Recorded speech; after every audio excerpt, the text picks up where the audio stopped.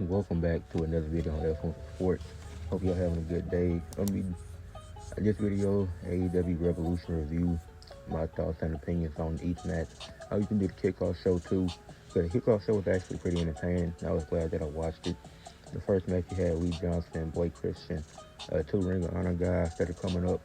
They look pretty solid in the ring. They had a match against Commander and Hologram. Lee and Blake, they showed aggression early by attacking Hologram and Commander to start the match off. They soon regretted their decision, but they came out after the first punch. Then Hologram did a cool crossbody counter. He did in his match against Felicio too. Definitely liking what I'm seeing from Hologram. Now that I'm checking out Collision more. And then Commander did a two-step on the outside for whatever reason. And then Blake Christian, he went flying to the ropes to send him into the barricade. But Hologram and Commander ended up getting the win. This is a good match for the kickoff show. Fans coming in, seeing what they're going to be expecting later in the night. So that's a good kickoff show match. And it was actually really fun and entertaining because I don't know much about Lee Johnson or Blake Christian. But it was a cool moment for them. Hologram is still undefeated in AEW. A fun match. The next match you had was Shane Taylor Promotions versus Undisputed Kingdom and Daniel Garcia. Interesting pairing, obviously, with Garcia and Adam Cole, feuding over the TNT Championship, essentially. And then, I forgot the big guy's name. I think that's Shane Taylor, the big guy in the group. But as soon as Daniel Garcia put him in a side headlock, Shane Taylor Promotions, they got to dumping him. But Daniel Garcia, he looked really good in the match. Shane Taylor Promotions, they had a solid match. Garcia ended up winning the match by submission, and the way that he locked it in, just staring at Adam Cole, just wanted to business for himself. The Undisputed Kingdom obviously had to help him to get the win. And then after the match, Daniel Garcia, he grabbed his title, embraced with the crowd. Then he looked at Adam Cole from there. Obviously, they're gonna have another match, and Garcia gonna win again. I don't think it'll make sense for Adam Cole to beat Daniel Garcia for that championship. But cool 8-man tag team match. It was a cool match. Then what was supposed to be a match was Chris Jericho defending the Ring of Honor World Championship against Gravity.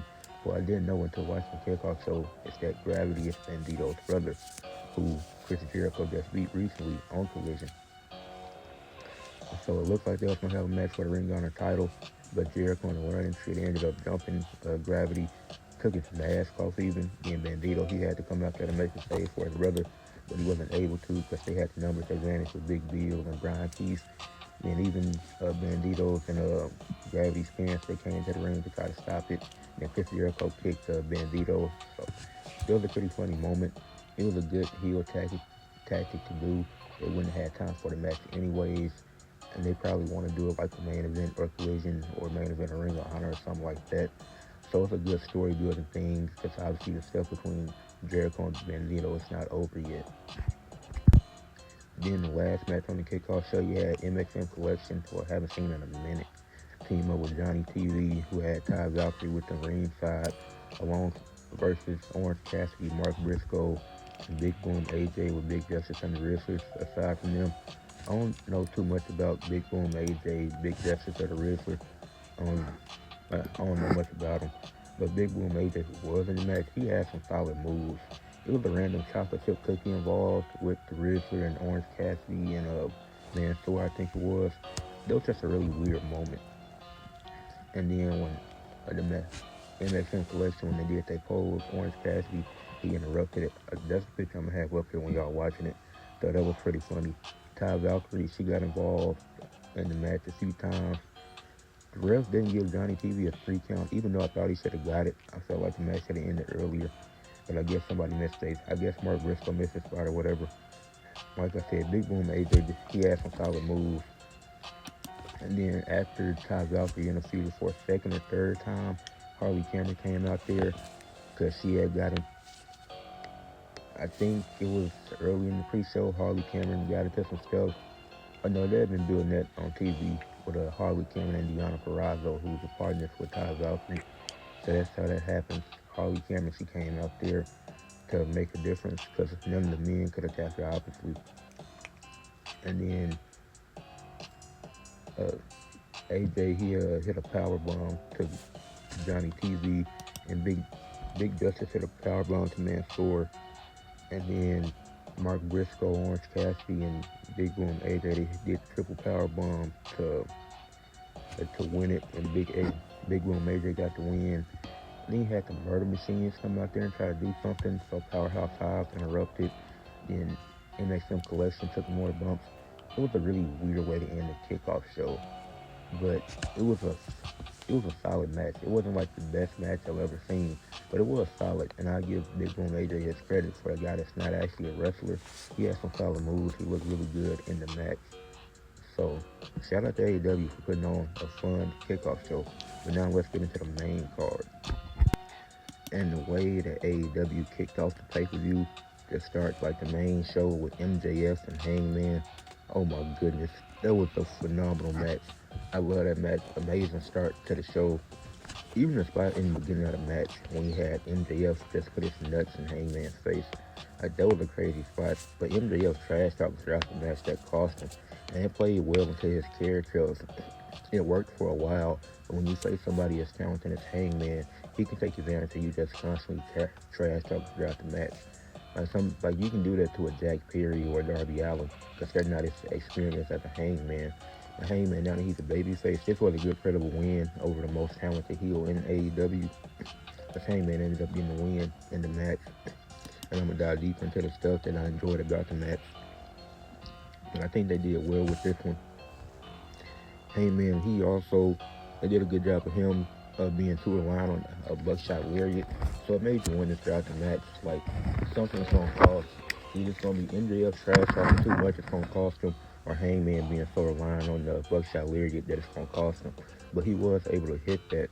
For MJF, he can get a lot of talking throughout the match. Like, even Hangman's arm gave out at a point in the match. MJF hit the power driver to Hangman on the chair on the outside. And then Hangman beat the 10 count. But MJF should have just got him in the ring and pinned him to get the win, because obviously Hangman was beating that count. Despite how devastating the move was, you know the match wasn't going to end like that. And he knows that Hangman is tougher than that. To just take a power driver on one chair and be out. And then Hangman was finally, and then MJF started crying. He was like, why not me? And it does an even better job playing into his character and improves Hangman's point even more. That he's always wanted to be that guy. Like, his babyface run, it wasn't a bad run. It was a decent run, but his best work is him being the bad guy and just being hated on and him hating the fans. But he's always wanted that moment to just be that guy, and he had it briefly, and the run was solid. But it doesn't work best when he's playing to the crowd. So then that ended up costing him the match. Hangman hit the buckshot lariat, and he ended up winning the match. This was a really fun match. This was a really great feud. This year, and if they do a few more matches after this, I wouldn't mind. But realistically, it would make sense if this was the end of it. But phenomenal match. Both MJF and Hangman did a good job, not just putting on a banger of a match, but telling a story throughout the match. You then had Momo Watanabe challenging Mercedes Moné for the TBS Championship. This was a cool match. I enjoyed it. I felt like this was a really great match as well. To follow that Hangman match, like when you have an opener that good, you gotta have a banger of a second match to follow it. And Mercedes Moné is the perfect person for that, especially putting on bangers. And then you had Mercedes, she did a double knees and hit a powerbomb on the outside, like midway through the match. That was a cool spot. Momo, she went for the Three Amigos, which Mercedes claims is her move now, but Mercedes was able to reverse it. And then Momo, she had some real powerful kicks that she was doing throughout the match. She had Mercedes in the corner and she started delivering some kicks. Then Momo hit a double knees herself to Mercedes on the apron. Then there was a lot of good near falls and close counts in this match. Momo hit a roundhouse kick, but Mercedes kicked out. She was barely able to. I think did a good job selling that. Mercedes, she's like, they get into the trenches of this one. Like, this one, real grit and ground. Like, you don't know who's going to win this match. Then Mercedes, she ended up hitting the money maker and the bank statement. I'm still called, I forgot what it's actually called now. But she put her in submission. Momo ended up tapping Mercedes when they retained the TBS Championship with another amazing match. And I think this now cements her as the best TBS champion in AEW history. I put Jade Cargill second now, because after that match, like you already had a bit of a story there with Momo and winning the International Women's Cup. Mercedes pressing her after that, putting the title in her face. Then when Momo made her decision, she decided to go after Mercedes. Then they had a fun one-on-one match they had some promos, of course, building up to it. Then the match that they had was amazing, I'd say. I really enjoyed it, and Mercedes ended up getting the win. She's the greatest CBS Women's Champion of all time, in my opinion, and Jade is second now. Swerve and Ricochet, another great match. Number one contendership to determine who's going to be next to challenge for the World Championship, which we'll see who was the World Champion later on in the night. But man, this was a fun one. They just both went for their like signature moves early in the match. Like it was high octane offense early on. Then they weren't able to do anything. It was a lot of reversals and counters. Obviously, Ricochet has 2 wins over Swerve going into this in a one-on-one match and a tag team match. So Ricochet is up 2-0. But this is the most important match that they've had in AEW so far. Swerve started smacking the mess out of Ricochet's head. That was kind of funny. And then Swerve, he was beating up Ricochet on the outside, and Prince Nana, he was trying to get it off of him, trying to tell him like you got to finish the match in the ring. And then Swerve pushed Prince Nana, and Prince Nana, he ended up leaving. And then Swerve, he was shook. Well, after Ricochet hit a house call of his own, but it didn't really do much. And then Ricochet did like a springboard Dragon Rana. That was a dope move. And then Swerve, he ended up dropping Ricochet on the Spanish announce table. And when Ricochet went for the low blow, Swerve was able to counter it. But Ricochet, like, he can really go. That 630 senton that he hit was cool. Swerve ended up kicking out. Then that's when Prince Nana, he came back to the ring to get his robe. And Swerve, he sent Ricochet out the ring, who went flying into Prince Nana. And Ricochet took the robe and really, he wrestled in it the rest of the match. Well, for most of the match. Then once again, Nana got his robe. And then that really aided Swerve Strickland in helping him to get the win, because he had to hit 2 house calls, which Ricochet kicked out of. And then he hit the big pressure, and Swerve ended up getting the win. And Swerve got the rope. He handed it to Prince Nana. Then Prince Nana put the rope on Swerve. I was surprised something didn't happen between them two. It definitely showed signs of them breaking up over this road, but I guess not. Well, not for now. But Swerve is the number one contender for the AEW World Championship. And Ricochet has been really good in AEW. I see him winning one of the mid-card championships by the end of this year. But by 2027, I could see him being a world champion. Even if he gets it this year, like a Swerve win, and you have Ricochet beat him for it, like his reign doesn't have to be long. But I think the heel work that he's putting in, it's going to pay off with multiple title reigns, not just one. Because obviously in WWE, his highest peak was Intercontinental Champion, and he ended up losing it to Gunther. But I think in AEW, he can win a mid-card champion, and he could be a world champion in 2 years. Like, you just got to give it time, build him up, have some more good stories and feuds. Obviously, the next feud that he has to win. But I'm liking what Tony Khan is doing with Swerve, with Ricochet and AEW. Well, Swerve too, because he could be the first black man to win 2 world championships in AEW history. So shout out to both of them, because the story was good, the match was good. I enjoyed it all. Kanuska, I just butchered his name so bad. But anyways, Okada defeated Brody King to retain the Continental Championship. I don't really think it was a story there to begin with. I mean, okay, he beat Buddy Matthews, and then Brody King is his partner, so he want to get revenge for him. But it's basically just a backstage segment and them running into each other. Then you get this match, and the match wasn't even good. Like, I don't think it was a good match at all with Brody King and Okada. I don't think, and I feel like I feel like they can both match up with other guys to that frame and have better matches. I just don't think these two wrestlers were good for each other. I mean, Brody King lost the match when he started turning early on. Like, you haven't won a singles championship and you turn against somebody as talented as Okada.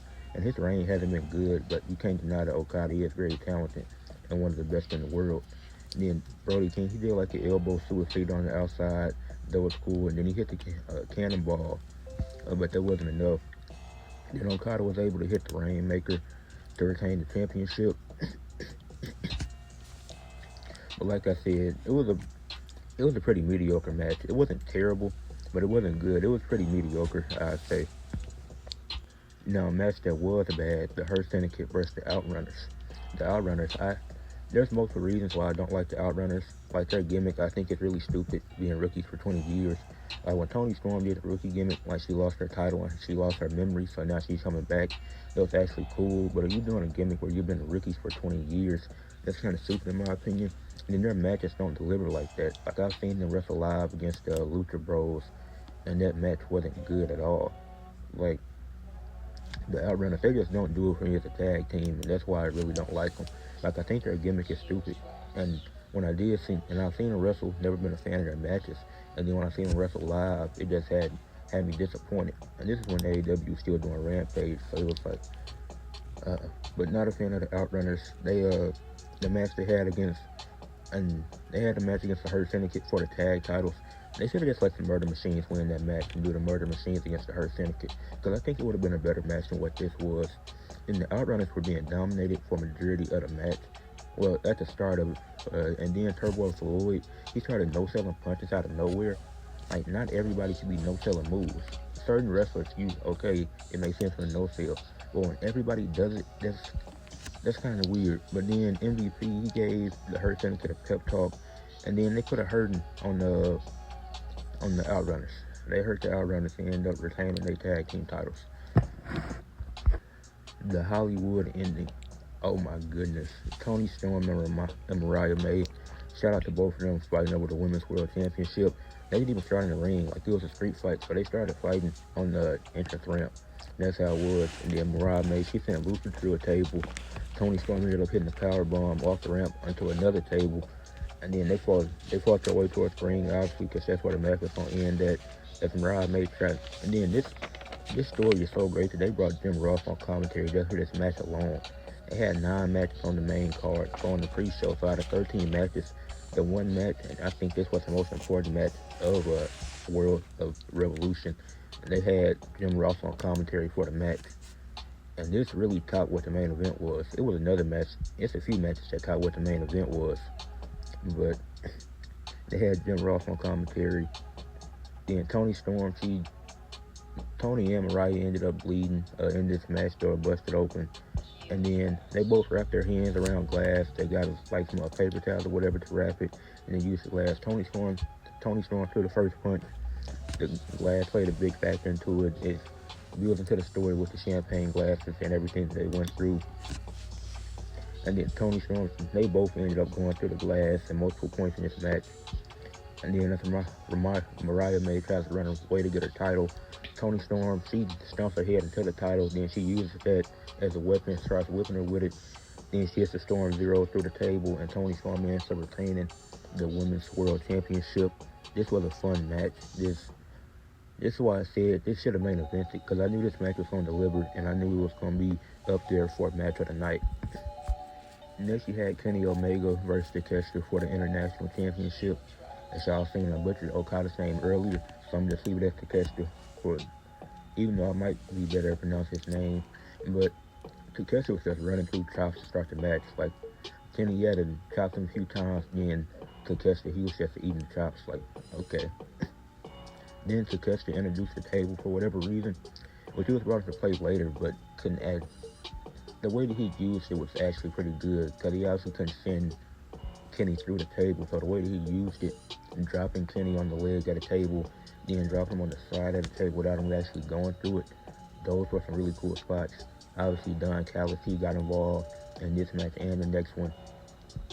Then it's Kenny Omega. He tried to do something off the barricade. Takeshita ended up shoving him. It was Kenny hit hit multiple double axe handles. I don't know why I struggled saying that. And then it was a running knee power bomb and knee strike combo by Kenny Omega, forced Takeshita to kick out at 2. And then it was a springboard power bomb that Kenny Omega did, and that was really cool. It was a lot of cool spots, like Takeshita doing the tombstone and the leap and drop move for Kenny to kick out at 1. That was when it was after the multiple knee strikes that he kicked out at 1, and he was rejuvenated. Like I said, it was hard hitting action. It was definitely a few no sales, but for their feud and what it was with the Don Callis story, I'm fine with it. Like this is a match where the no selling is acceptable. And then Kenny Omega, he ends up winning the international championship because it was the not the small package, but he like pinned him. Then the pin combinations, the first one didn't work out. Then the second one, he got him grounded. He hooked his arm that second time, and he ended up walking out as the international champion. So shout out to Kenny Omega. That was a fun match.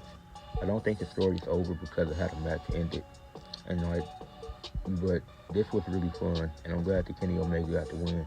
He deserved to win that international championship. Will Ospreay and Kyle Fletcher put on another match of the year contender, and there was a few other matches. But oh my goodness, Will Ospreay and Kyle Fletcher in a steel cage. They both climbed up the steel cage and climbed into it. They didn't even enter through the door. So I feel like that just added to what this feud is, what this story is, and how much they really hate each other. And then Ospreay, excuse me, Ospreay's offensive moves, it was really limited in this match because it's a steel cage. Like his aerial offense that he usually uses, he can't use that the same way because the steel cage, it prevents that to an extent. Some of the new moves he is able to use, and then Ospreay was the first to draw blood, and he eventually got adjusted to it and used the steel cage to his advantage. But he did a good job showing like his moves are a bit limited, and it makes it feel a bit more realistic. Or it's like you want this grueling match, but then it gets in the way of what you can really do. So it adds a little bit more realism to the match. So I like that. They exchanged balls in the middle of the ring, and then Will Ospreay, he starts to dominate for a little bit. And that's eventually when Kyle Fletcher draws blood after Will Ospreay goes on his foot stretch. Ospreay was the first one to go for a pin. But Kyle Fletcher ended up kicking out at 2. And then with Ospreay he got to a point where he was playing to the crowd a lot. He had a point in the match where Mark Davis came out there, introduced some weapons to get involved, and then Don Callis on commentary really talking trash about Mark Davis. Like he has to get away from him at some point because he's the only one in the Don Callis family that's constantly disrespected because he still has love for Will Ospreay. And then Will Ospreay ends up taking out both Mark Davis and Kyle Fletcher, eliminates Mark Davis out the equation. Then he and Kyle Fletcher, they were on the top of the cage. Well, I forgot to mention this, but the screwdriver, that was a really cool moment. You had Kyle Fletcher climb to the top to use the screwdriver and using it. And then when they went to the other side of the cage and climbed to the top, Will had the screwdriver this time. Then he hit a Spanish fly off the top of the cage, which was really impressive. Like they could have went really bad, but it actually ended up going really well. So that was a cool spot. And then he hit the hidden blade, uh, and did a Tiger Driver 91. Ospreay did, and Will Ospreay ended up getting the win. He stood over Kyle Fletcher. He was really able to walk out of the cage. But this was a match of the year contender. Like MJF versus Hangman, with Hangman winning. That I'm so glad that started off the show because that was a great way to start the night off. Like it was hot. And then either the Hollywood ending with Tony Storm and Mariah May, or the steel cage match with Kyle Fletcher and Will Ospreay should have been the main event. Because those 3 matches I named were the best 3 of the night. The worst 2 matches were the Hurt Syndicate versus Outrunners and Okada versus Brody King. But we still got one more match to talk about. And I'm gonna be showing my face for this one. Because I'm not happy about this. I'll get over it. I just need to be dramatic first. This main event was a solid match, but the ending was terrible. The ending didn't make any sense. You had Adam Copeland and John Moxley. All the Death Riders were eliminated except for Wheeler Yuta, and Adam Copeland actually thinks that Wheeler Yuta won't get involved in the match. That don't make sense to me. But the match was solid, but it wasn't compared. The 3 matches I just named that are match of the year contenders, that match doesn't mess with that. You could have put this match in the middle of the card, especially with how you ended it. Let me just look at my notes because this match really made me mad in so many ways. So you had Copeland do the impaler, but because of he didn't have enough momentum to go for a cover because of how grueling the match had been already. This match isn't grueling compared to what the other matches I've seen this same night. You can't say that this commentary calling this a grueling match at that point. It didn't make a lot of sense to me compared to the other matches we have seen. But then Moxley, he did a current stomp, which that plays into which that was a good aspect of it. And obviously, Cope, he hasn't beat any. Well, no, I think he did beat Seth, but the current stomp was a cool touch to the match. Moxley, he introduced the chair into the equation, and then that's where the ref bump happens. Then Wheeler Yuta come out there. You don't know who he's going. Well, we all know he was going to side with Moxley. He hit the Blue Psycho knee to Cope, and then they started beating up on Cope. Then Jay White, he came out there. Then Jay White, he took out Wheeler Yuta. Then he tried to go for Moxley, and he accidentally hit Adam Copeland. Then Jay White and Wheeler Yuta, they brought to the back. So now you get Adam Copeland and John Moxley just straight up one-on-one now, or at least that's what it seems like. And after Copeland hits a spear on Moxley, 1, 2, ref comes out there. Ref Christian pulls ref out the ring, and he comes in a hoodie. You know it's him, because who else would it be? So then he hits Copeland with the contract. He cashes in to make it a triple threat match. Hits a spear. Copeland kicks out. Then he hits a kill switch.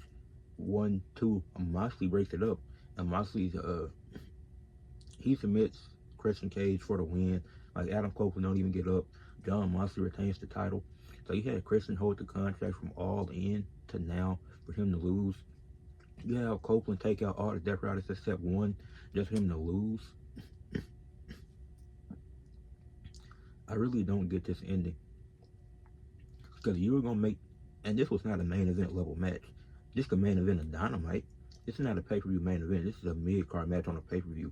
A mid-card match that got the main event spotlight. This match it was a solid match.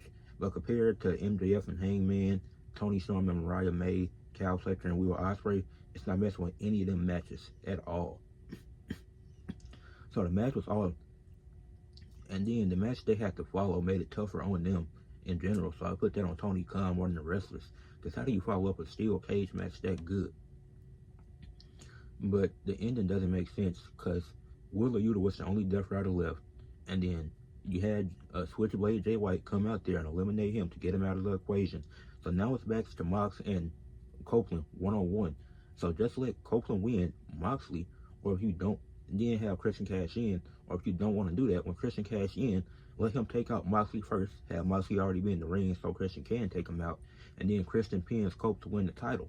And then you have a reason to do Christian versus Moxley for the championship. Obviously Christian will retain. But I don't get the point of Christian holding the contract from All In to now for him to cash in and not win the title. Like, as much as he's done for the company, the stories that he's put on, the feuds he's had, the matches he's had, you telling me he doesn't get rewarded with a world title? Like a year ago, I would have said, I don't think Christian needs another championship. But seeing how they built the story with the patriarchy, with everything, and this whole gimmick of how he's been in AEW, he should have won the world championship last night. He shouldn't have had an unsuccessful cash in. That doesn't make sense to me. And the ending was saved because of Swerve Strickland. After Moxley retained the title and he walks to the back, Prince Nana presses him. Then you have a whole bunch of security come out. Because you know Prince Nana old. He can't be taking a lot of bumps. Not like old, but you know what I mean. Then Swerve, he went where the fans at. Then he hits a stomp from the top. So that's cool. But Swerve Strickland better beat John Moxley for that title. Because if Christian and Copeland couldn't do it, Swerve's better got to do it and get that title back. And that's when the Death Riders come back. That's gonna be so stupid. You could have had Christian win the title, moved on with the Death Rider story. But I'm not a fan of this story at all. Christian not being the champion now doesn't make sense. If Swerve wins, then cool. But you could have had Swerve beat Christian Cage too. Like, because Christian isn't gonna hold it for super long. Especially when we don't know how long Darby Allin is going to be gone trying to climb Mount Everest and do things that aren't related to wrestling. So yeah, like my shirt says, I'll get over it. I'm just being dramatic right now. Because, I mean, at the end of the day, it's wrestling. It's a wrestling show, so it's not that serious. But I am kind of mad that Christian didn't win the championship because he has been going on a good run. I wish he would have won it.